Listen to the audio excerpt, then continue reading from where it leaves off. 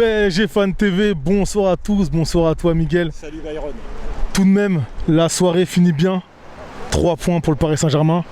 Est-ce que la saison est lancée? Oui, on va dire saison lancée, mais évidemment il y a beaucoup de choses à dire ce soir, notamment dans le contenu du jeu. Mais c'est vrai qu'au début de saison, ce qui est important, tu te rends compte, je parle comme si c'est une équipe qui joue le maintien. 3 points importants, c'est pas normal. On va parler jeu. Ce soir, il y a eu un milieu de terrain légèrement remanié avec un certain Julian Draxler qui a fait son entrée, accompagné de Ganagay et de Herrera. Qu'as-tu pensé de cette ligne du milieu?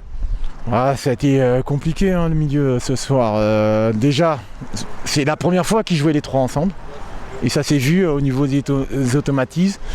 Alors, Gay, il a fait une prestation correcte. Bon, pas exceptionnelle, mais correcte. Il a été présent notamment à la récupération du ballon. Celui qui m'a déçu ce soir, c'est André Herrera.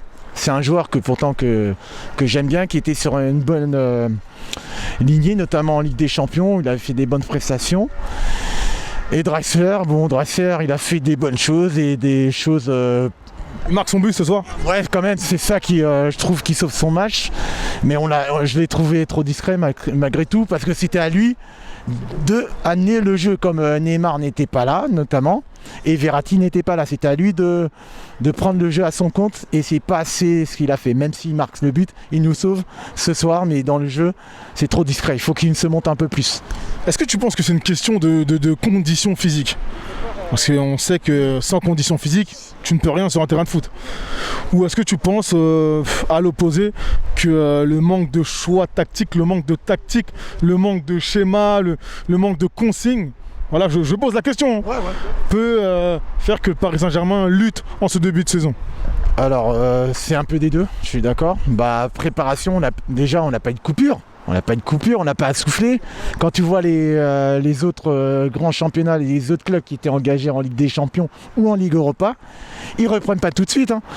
Barcelone et Real étaient en Ligue des Champions. Ils ont été éliminés avant nous. Ils n'ont pas repris lors de la première journée du championnat. Ils reprennent une semaine après. Idem pour les 2 clubs de Manchester qui étaient engagés en Coupe d'Europe. Un peu la même pour nous. On n'a pas repris la première journée, on jouait en même temps. La grosse différence, Byron, on n'a pas eu vraiment de coupure parce que nos joueurs qui étaient, la plupart sont internationaux au PSG. Ils ont enchaîné. Il n'y a pas de coupure. Et regarde, juste après, on a joué jeudi Lens, Marseille ce dimanche, et Metz mercredi, et Nice samedi. 4 matchs en 10 jours. Pour une reprise du championnat, 4 matchs en 10 jours. Non, le calendrier est mal fait. Pour la préparation physique, c'est un atout. On voit que nos joueurs n'arrivent pas à changer de rythme. Tu sais, quand ils ont le ballon, il n'y a pas la deuxième accélération pour éliminer l'adversaire. Le symbole pour moi, c'est monsieur Sarabia. Sarabia qui a beaucoup de mal à accélérer le jeu. Dès qu'il a le ballon, il s'arrête. Alors que Sarabia, avant, quand il a le ballon, il a accéléré. Et tu m'as dit les consignes tactiques. Bien sûr, il y a des problèmes tactiques, notamment dans l'animation offensive. Et surtout, pour moi, c'est les côtés qui ont un gros souci. Je ne sais pas si tu as remarqué, quand on commence une action dans l'axe, quand on essaye de construire sur le côté, l'action est terminée. Elle n'est pas continue. Et donc, qu'est-ce qu'on fait ?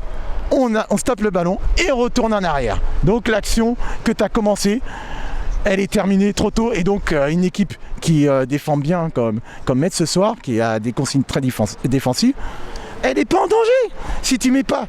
Si tu fais pas des actions continues, notamment quand tu enchaînes sur les côtés, tu commences dans l'axe et tu interromps ton action, parce que aussi il y a le jeu de transmission qui est beaucoup trop lent, les passes, quel que soit le joueur, que ce soit le défenseur, nos milieux de terrain, elles sont trop vers l'arrière.